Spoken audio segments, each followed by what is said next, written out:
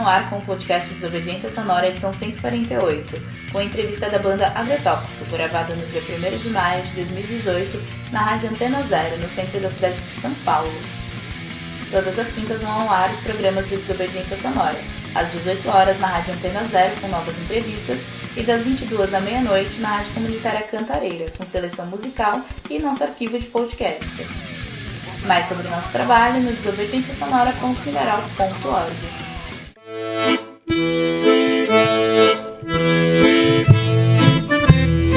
Salve, tamo no ar com mais um Desobediência Sonora aqui na Antena Zero agora. Eu tô aqui, o Cone Vagabundo não veio hoje, deixou, e aqui eu trouxe meu estagiário, o Xande, aqui. Fala aí, Xande. Salve, como bom estagiário prometo cagar em tudo e fazer tudo errado. Ela é de uma banda legal aí, de meninos novos, Desacato Civil, é legal essa banda, ouçam aí. E a gente tá no prazer aqui hoje de ter o Agrotóxico aqui pra trocar uma ideia com a gente. Vai, gente, valeu aí por ter colado no programa. Opa, é nóis. Valeu, obrigado pelo convite. Valeu mesmo. E aí a gente vai começar com aquela pergunta clichê que a gente sempre faz, né? Como que foi o começo da banda? Como vocês escolheram o nome Agrotóxico? Por que Agrotóxico? Parece ser óbvio, mas, né? Por que foi? Como foi? Então, na verdade, quando eu fui chamado pra montar a banda, pra entrar na banda, o nome já existia. O nome era do Mauro, o primeiro vocalista. E foi um nome que nunca foi muito bem entendido por mim, mas a versão final dessa explicação era que era tipo um veneno que vai te consumindo sem que você perceba. E o começo da banda foi no final de 92, começo de 93, sem muitas pretensões sem nenhuma pretensão comercial e sem muitas pretensões mesmo de tocar em lugares muito longe, muito distantes, muito diferentes. A gente foi formado com uma banda de periferia mesmo, para tocar em boteco da nossa área, nosso bairro. E com o tempo a coisa foi mudando um pouco de figura, assim, começamos a tocar nos lugares, conhecer mais gente, até o ponto que chegou onde chegou aí, que a gente tá tocando até hoje, já faz esse ano completando 25 anos. É isso aí. E lá em 93, cara, como que era a cena punk? Como que era a dificuldade em relação a hoje, assim, a diferença? Como que vocês começaram na periferia, na cidade de Ademar? Tinha obviamente tinha muito mais dificuldade, mas como que era isso, a cena naquela época? Então, na verdade, assim, o que eu me recordo bem é que nessa época, além da cena punk mesmo, que eu considero punk mesmo, de bandas que já existiam, a gente estava vivendo um momento no underground que era muito comum as bandas cantarem em inglês, né? A gente estava vivendo um momento de bandas mais melódicas e cantava em inglês, aquela cena mais de Santos, inclusive, né? Que na época rolava, que tinha bastante banda e tal. E a gente meio, como sendo uma banda nova naquela época, a gente meio começou nadando contra a maré, que era meio baseado nas bandas nas bandas gringas que a gente gostava e nas bandas punks dos anos 80, bandas punks brasileiras dos anos 80. Por conta disso, a gente nunca teve menor vontade de cantar em inglês, a gente não alçava voos maiores do que ser mais uma banda punk aí no rolê, né? Assim, basicamente foi o que meio que guiou a gente a vida toda, assim, foi ser uma banda de hardcore brasileiro mesmo, sem querer cantar em outro idioma, ou assim, o que a gente tem de reconhecimento lá fora mesmo foi conquistado fazendo as coisas dessa forma, assim, nunca pensado pra conquistar esse tipo de coisa, né? Isso aconteceu naturalmente. A cena tinha uma complexidade na época para fazer show que era muito maior do que hoje, né? A gente começou fazendo show na rua, né? No bairro, a gente organizava o que a gente chamava de show de rua. Então a gente juntava lá os equipamentos que a gente tinha entre os amigos, juntava na boca do boteco e anunciava, fazia cartaz, colava cartaz em poste e tal, e chamava toda a molecada, os punk da região e tal, e convidava alguma banda e fazia ali no final de tarde e tal um show de punk no meio da rua, né? Depois a gente foi indo atrás de bares que não eram tradicionalmente, tocavam punk, tocavam outro tipo de som, a gente ia lá, tentava descolar uma data e tal, tentava prometer que ia levar uma galera e tal. O cara às vezes nem sabia que era show de punk ia ter lá, né? A gente lembra que a gente fez uns shows em restaurante lá perto da área da Cidade Ademar e tal, e rolava, né? Porque existia uma carência grande de lugares, né? Lá em 93, 94 não tinha hangar 110, não tinha lugares mais apropriados para show underground, né? O que tinha era o Antas, lugares maiores, a gente não tinha o menor acesso. Aproveitando para linkar os anos 90 com hoje, 2018, os anos 2000, vocês acham que o punk ainda conversa bem com a periferia? Vocês veem o mesmo movimento na periferia do punk? Ou vocês acham que mudou muito, a coisa está mais centralizada? O punk ainda é forte na periferia, na visão de vocês? Eu não sei, pra ser bem sincero e talvez ser meio controverso, eu não sei se o punk já foi forte na periferia, assim. A gente vive num país que não tem tradição de rock, né? Muito menos de punk. O que é forte na periferia é samba, né? É rap, é música popular, né? O punk veio da periferia, é verdade, mas mesmo na periferia é uma coisa muito, muito underground, né?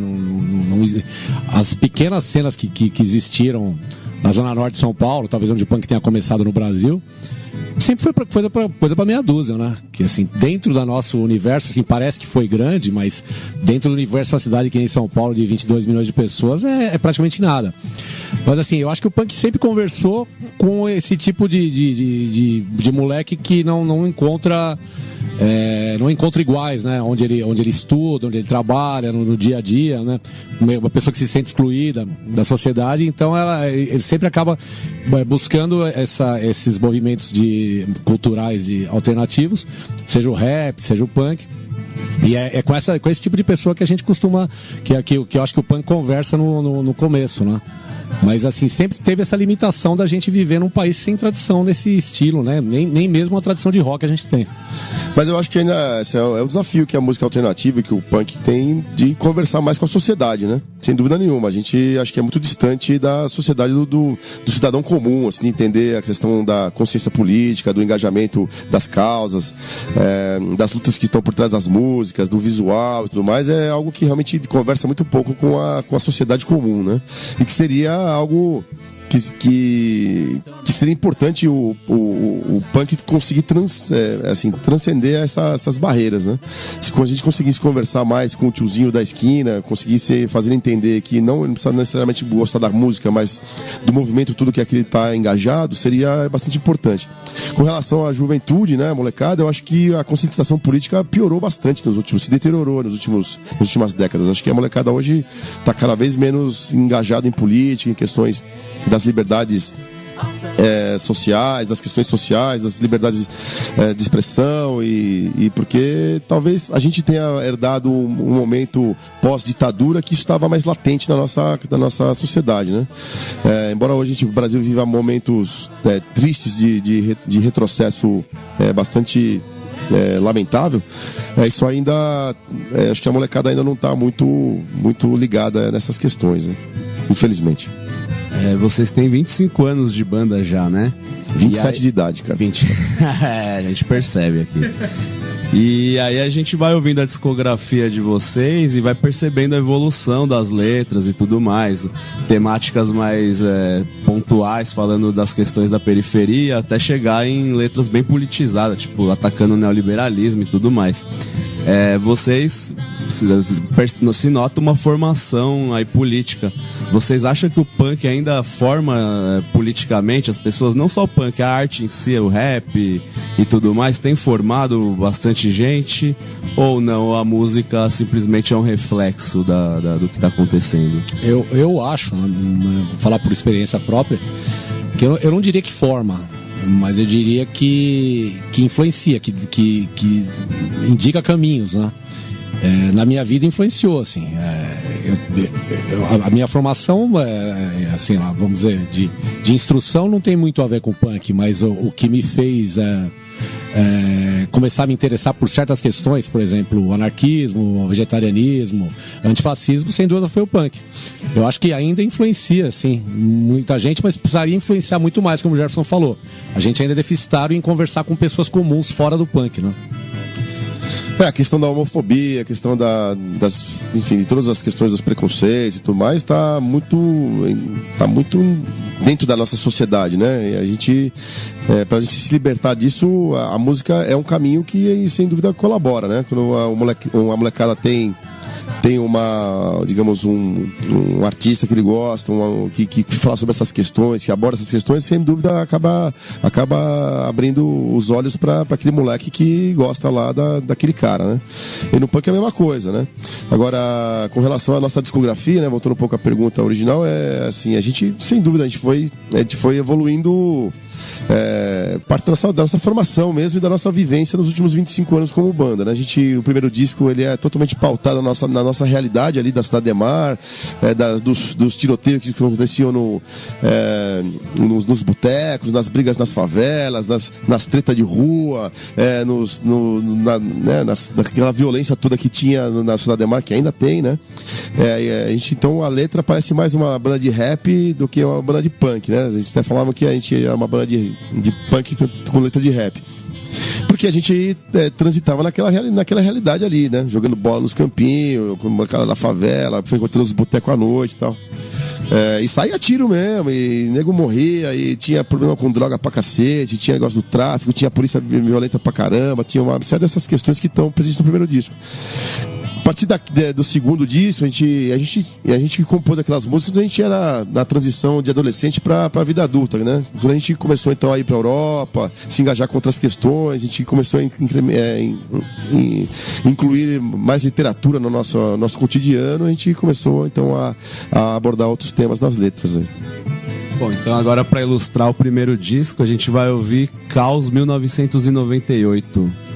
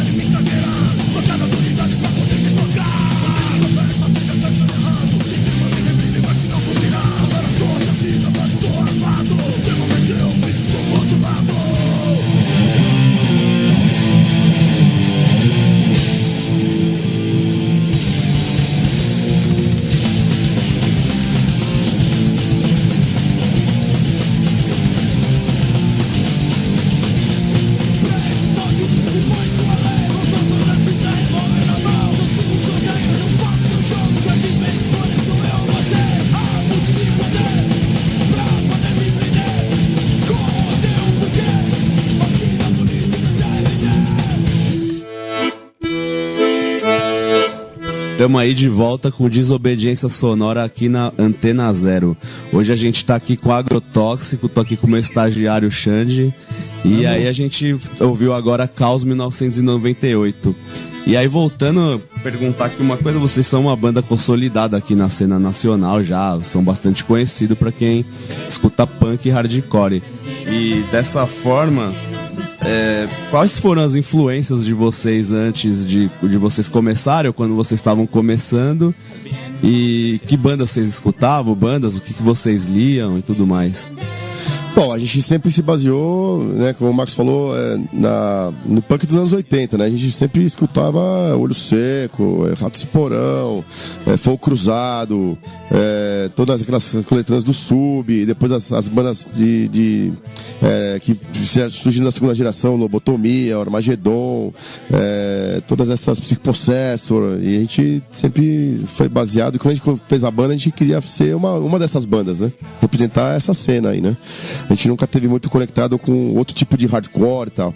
Embora a gente depois, no decorrer dos outros discos e tal, dos últimos anos, a gente foi escutando outras coisas, tendo uma influência de bandas europeias e tal, que contribuíram, mas a gente sempre quis manter e sempre procurou manter a essência do som, que era o punk brasileiro dos anos 80, que é o que fez essa vertente do punk no Brasil ser conhecida no mundo inteiro, né? Que são as bandas da primeira geração aí.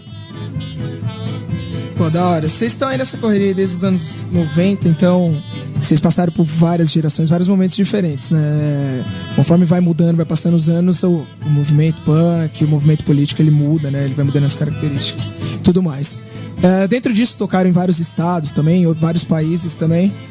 Qual é, pra vocês, assim, não citando todos, claro, que são muitos, mas a diferença entre as cenas principais que vocês veem por aí correndo com a banda, de uma cena de estado e de país, assim, um reflexo assim, um pouco rápido, não precisa ser tão amplo, mas muita diferença entre as cenas e os anos também? Acho que dentro do Brasil, a diferença que a gente vê, assim, São Paulo é uma cidade maior, né? Assim, tem mais recursos. Tem muito mais bandas, tem mais lugares para tocar, tem, assim, os shows internacionais acontecem aqui,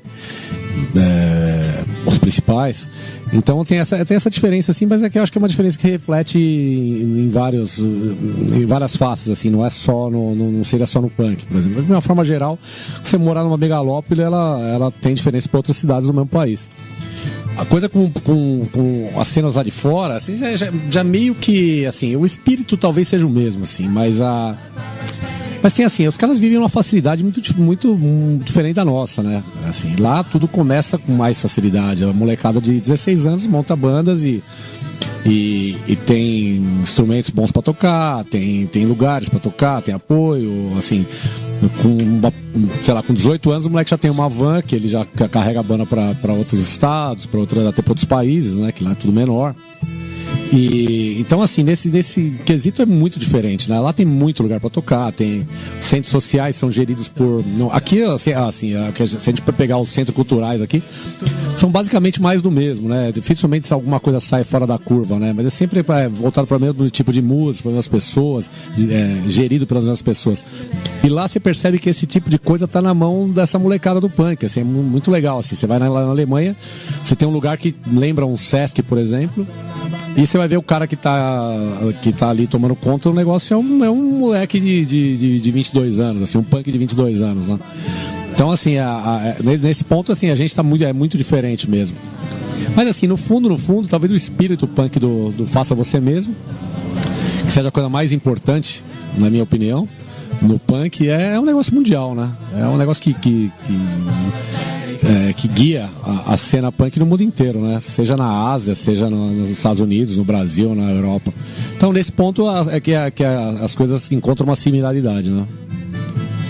O legal dessa questão dessa comunidade punk no mundo inteiro, né? Que o punk é tão universal, né? E ao mesmo tempo tão particular de cada região, né? Então cada um fala dos seus problemas, das suas situações, das suas relações com os problemas da sua cidade, das suas realidades, né? Isso tudo traz nas músicas de cada banda.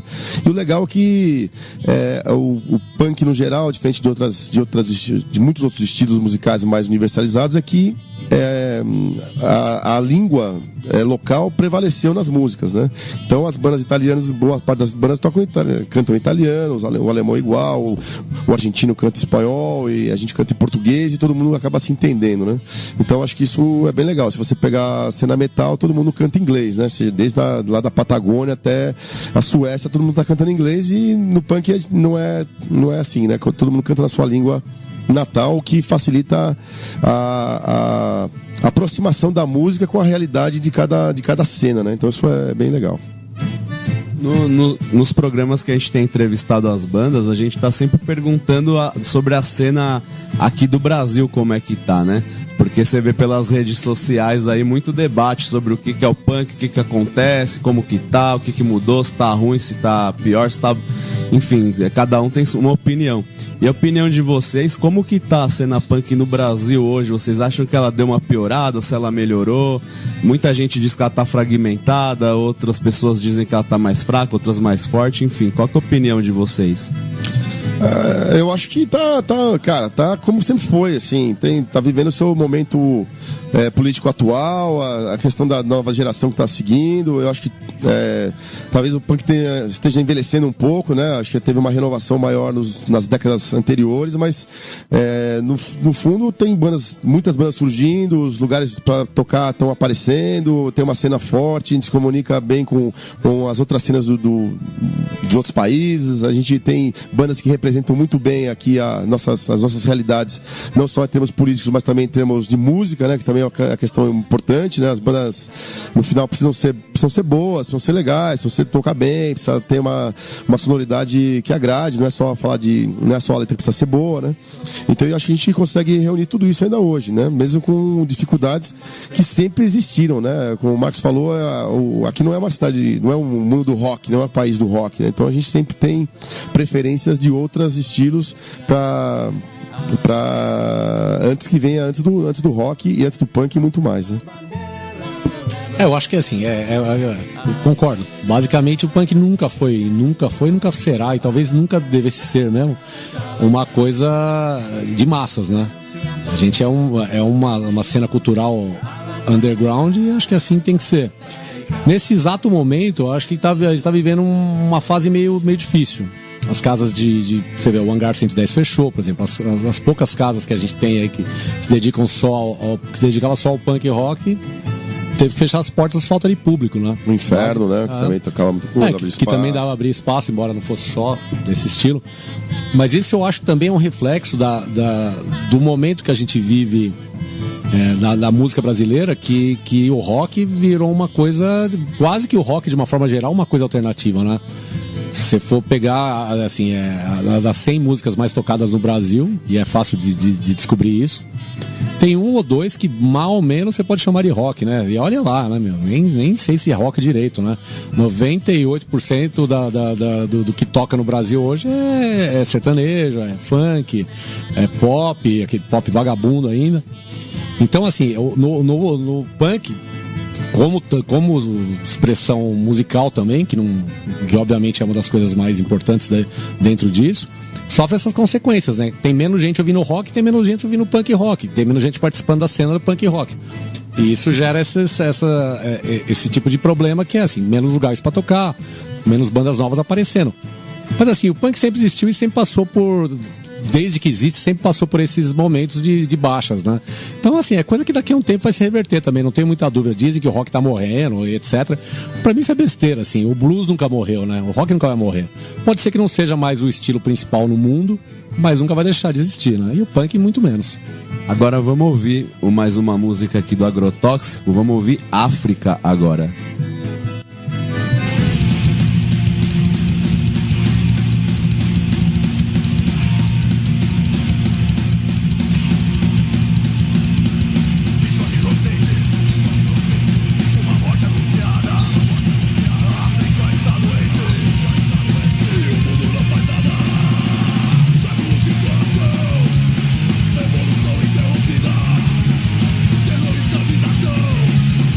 Colonização maldita.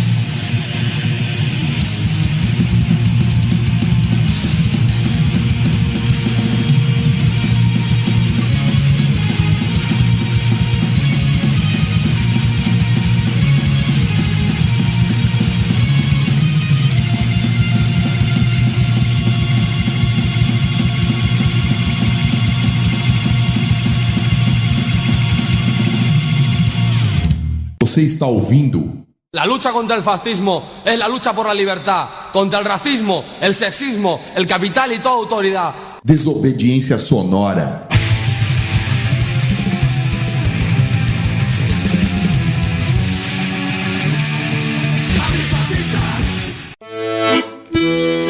Estamos aí de volta com Desobediência Sonora aqui na Antena Zero. Hoje a gente tá com Agrotóxico e a gente acabou de ouvir aí antes do intervalo África. E aí a gente tava falando aí sobre cena de rock e tudo mais. Vocês vão pra fazer uma tour lá na Europa, vão tocar no Rebellion e tudo mais. Como que é uma banda brasileira ir pra Europa, uma banda punk nessa situação, nesse contexto? É muito difícil pra alguém que esteja afim, talvez, de levar sua banda pra lá? Como que faz o contato? E aí, aproveitando pra dizer também como que vai ser essa tour, onde vocês vão tocar, com quem? Cara, é difícil sim. Não é fácil não. Tem que fazer um corre aí e se dedicar mesmo a fazer contatos e expor o som e conseguir convencer os caras a abrir espaço lá, né?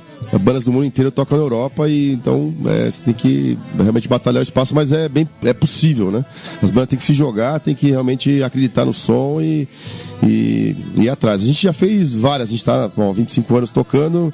A primeira turnê que a gente fez foi em 99, né? A gente foi a gente era banda de apoio lá com o Olho Seco, depois a gente fez em 2002 a primeira turnê do Agrotóxico, essa é a nossa 10ª turnê aí. Falando da turnê agora, é uma turnê de 25 anos, que vai agora ser julho e agosto. A gente vai tocar os principais squats que a gente sempre passa, né? Muito na Alemanha, Berlim, Hamburgo, Bremen, enfim, vários lugares. A gente vai incluir agora nessa parte do verão, né? Porque a gente vai nesse período, os festivais que a gente enfim, alguns que a gente nunca tocou, que são importantes, que é, por exemplo, o Obscene Extreme, que é um festival de grindcore e hardcore na República Tcheca. A gente vai tocar no Rebellion Festivals em Blackpool, que é o maior festival punk do mundo. São 300 bandas, 7 palcos, 4 dias, 10 mil pessoas e tal.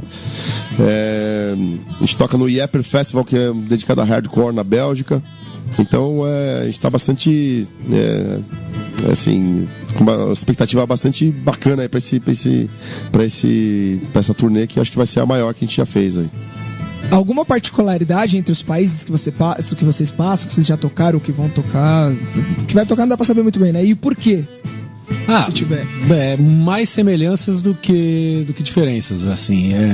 A Alemanha, a cena é bem organizada e grande, assim. Você toca em cidades muito pequenas que, sinceramente, quando você não tem muita experiência excursionando lá, você chega e acha que não vai ter ninguém, porque você tá vendo aquela cidadezinha com aquelas casinhas de teto triangular lá, que é típicas, né? Você fala, bom, não tem punk nesse lugar, né? E aí vai, sei lá, falta meia hora pro show, começa a chegar, né? Com grupinhos daqui e dali, enche, né? O pico. Então, assim, o punk na Alemanha é muito grande e eu até acho que é a maior cena da Europa. Sem dúvida. Maior que, inclusive, da Inglaterra. E, assim, particularidades, por exemplo, na República Tcheca.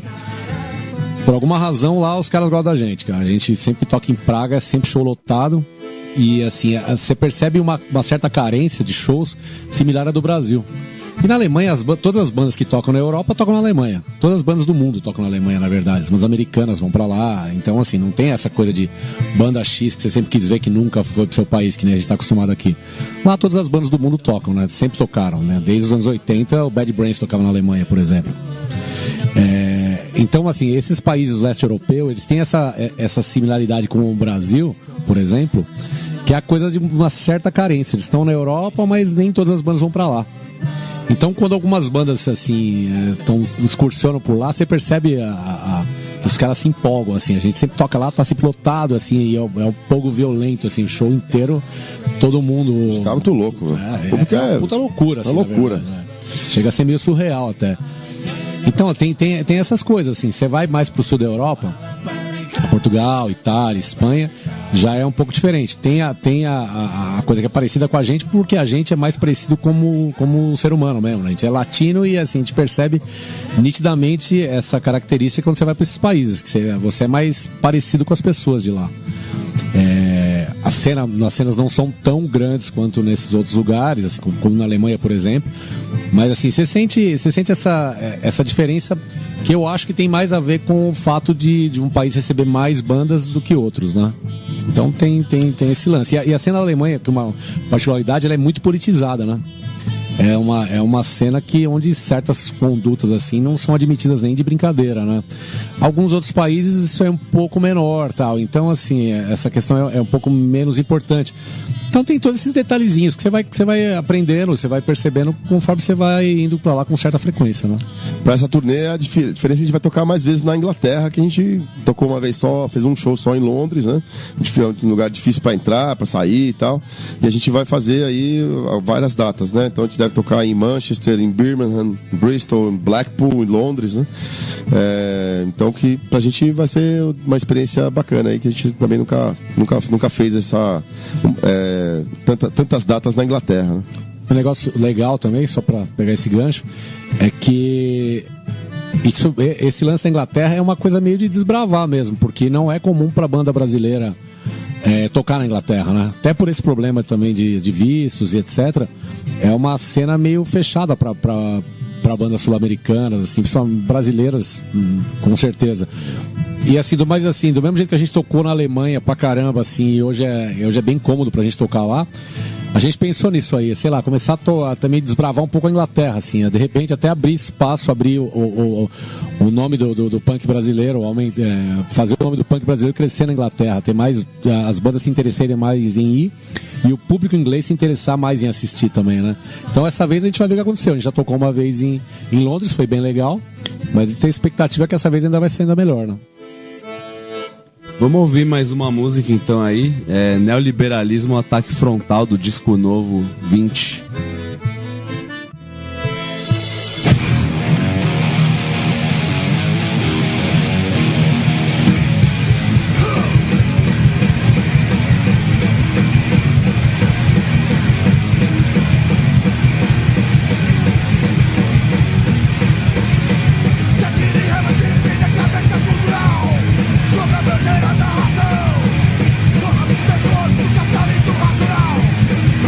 Vida do céu.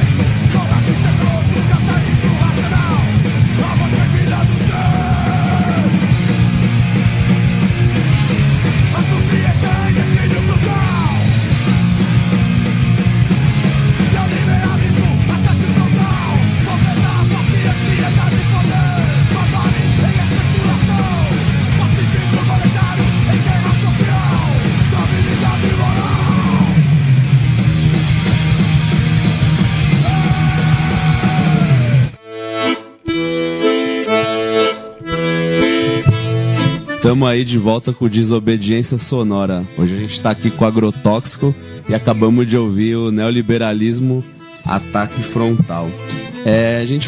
A gente também pergunta sempre em relação às mídias e às plataformas de ouvir as músicas hoje em dia, né? Vocês lançam em vinil, tem banda que tá até lançando agora em cassete e tudo mais. Como que vocês veem isso? Por que vocês lançam em vinil? Tem gente que ouve vinil ainda? E outra coisa também que o pessoal fala bastante aqui é sobre o Spotify.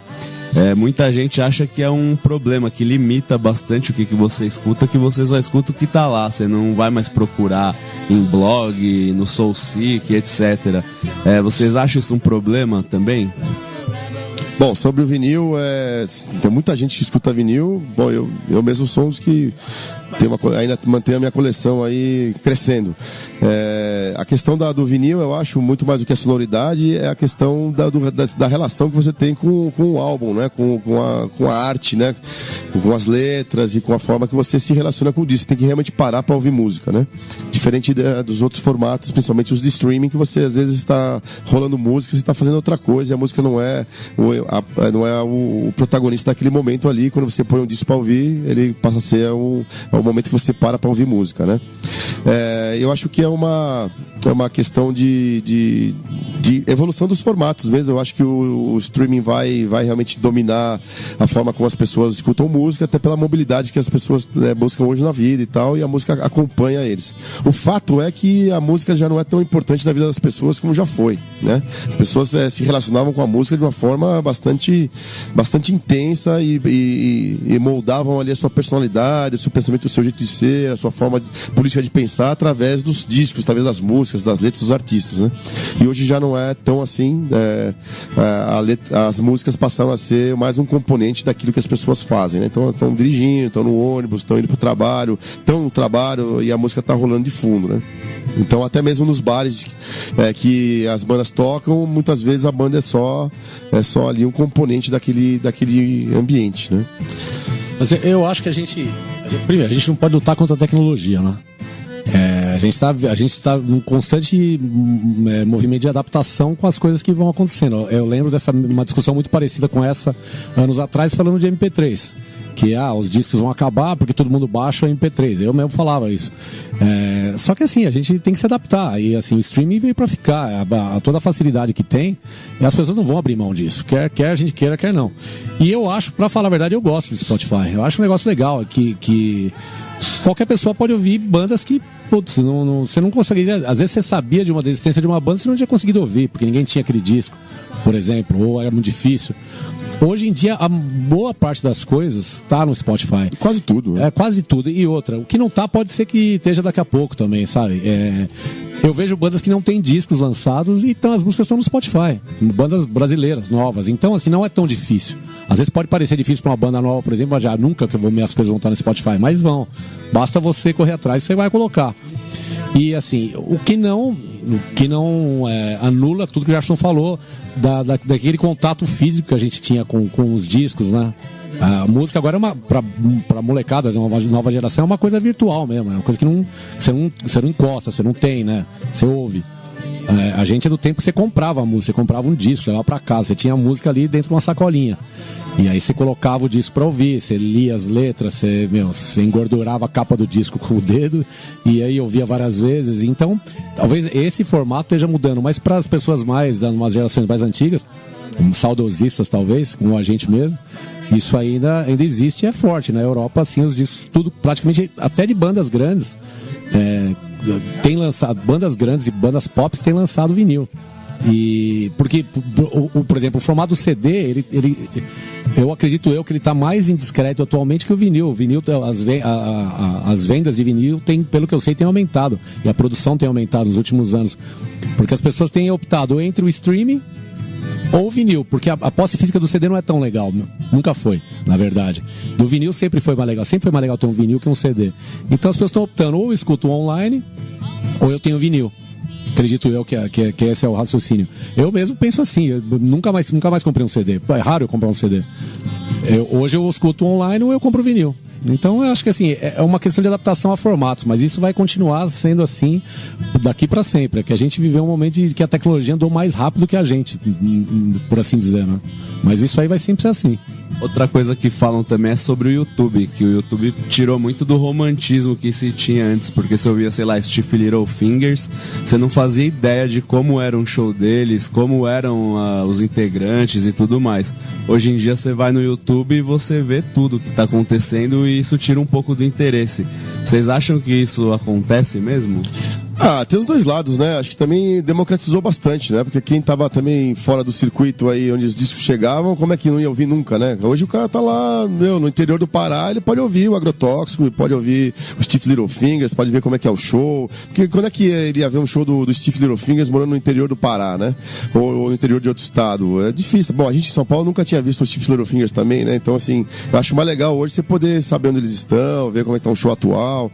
Eu acho que perdeu um pouco do romantismo para aquele mais nostálgico, para quem viveu aquela época. Para quem nasceu depois do YouTube, eu acho que é a coisa mais natural. E eu acho que para as bandas isso é bom, porque a gente democratiza, a gente chega mais longe, a gente consegue mandar a mensagem da música, a mensagem política mais longe do que a gente conseguia antes. Acho que isso só contribui. Eu também concordo. Eu acho que até tem o elemento do saudosismo aí, né? Daquela coisa romântica de você imaginar como é que era um show do Clash nos anos 70 e agora você assiste o show do Clash. Mas se você pensar bem, o que é melhor? Imaginar ou assistir? Ou ter uma ideia de como era de fato, né? Então, assim, é até meio cruel você não querer que as pessoas que não viveram aquele momento, que não estavam ali, não saibam como é que aquilo ali foi.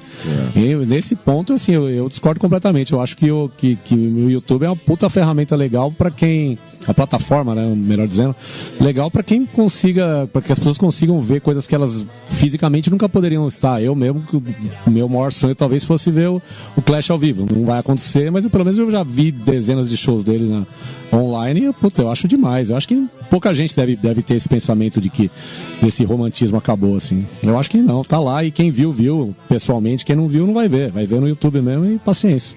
E o fato de ver no YouTube não rouba a brisa do show. O show é outra coisa. Quem tá lá, o som é diferente, a conexão com a banda é diferente. E o fato de você assistir pelo YouTube é completamente diferente. É a mesma coisa que ver futebol na televisão e ver futebol no estádio.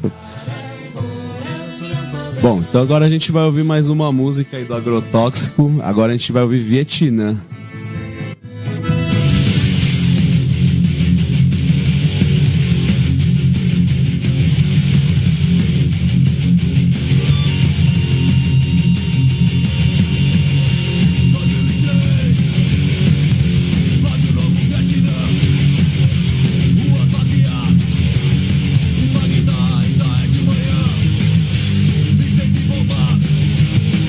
Inocentes matarão.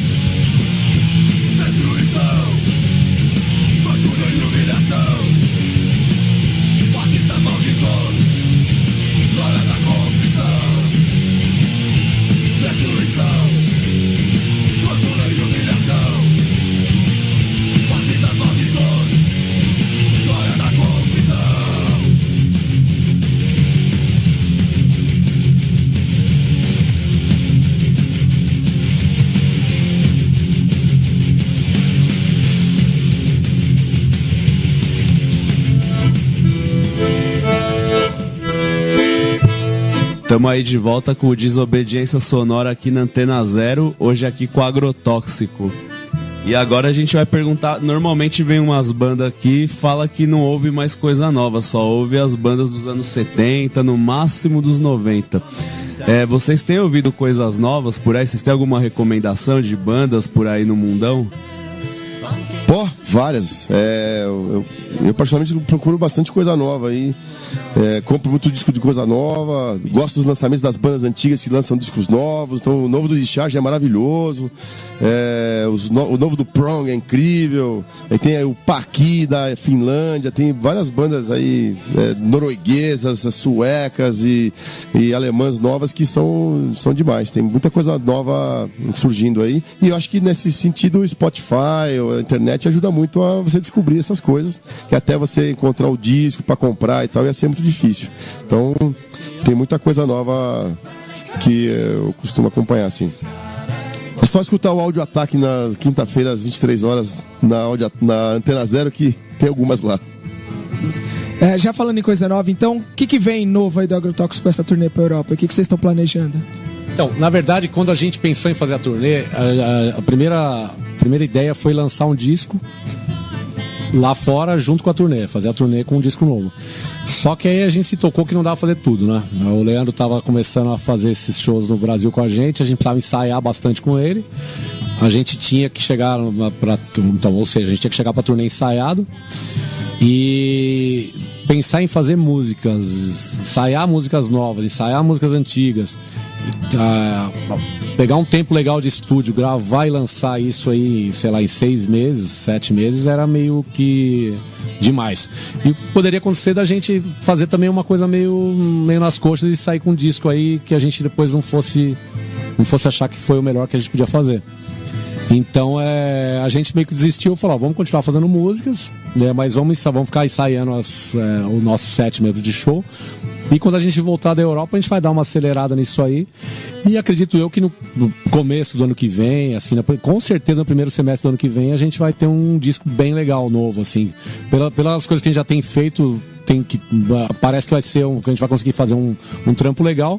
E com certeza vai ser uma produção boa também, né? A gente vai ter mais tempo para gravar e mais tempo para mixar e masterizar que a gente geralmente tem. Então, a gente pretende fazer um processo mais ortodoxo, assim, né? Fazer uma pré-produção, ter mais tempo de estúdio, trazer um produtor, talvez da Europa, para fazer o disco aqui. Então a gente quer, né, dar uma caprichada legal nisso aí.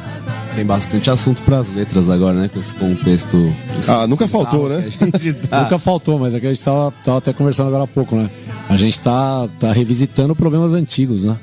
Quem disse que se você falasse há alguns anos, não muito tempo atrás, alguns anos atrás você falasse de guerra nuclear, de guerra fria, era até engraçado, né? Aliás, eu acho engraçado, ficar ouvindo aquelas letras de banda punk nacional dos anos 80, da gente imaginar como mudou, né? Sempre quantidade de música a gente falava de guerra nuclear e tal, e de repente aquele assunto ficou totalmente sem sentido.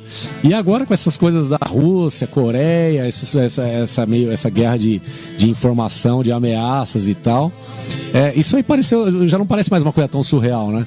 Se a gente falasse de golpe militar alguns anos atrás no Brasil, isso é piada, né? Agora, olha, pra falar a verdade, eu não me surpreenderia se isso acontecesse de verdade.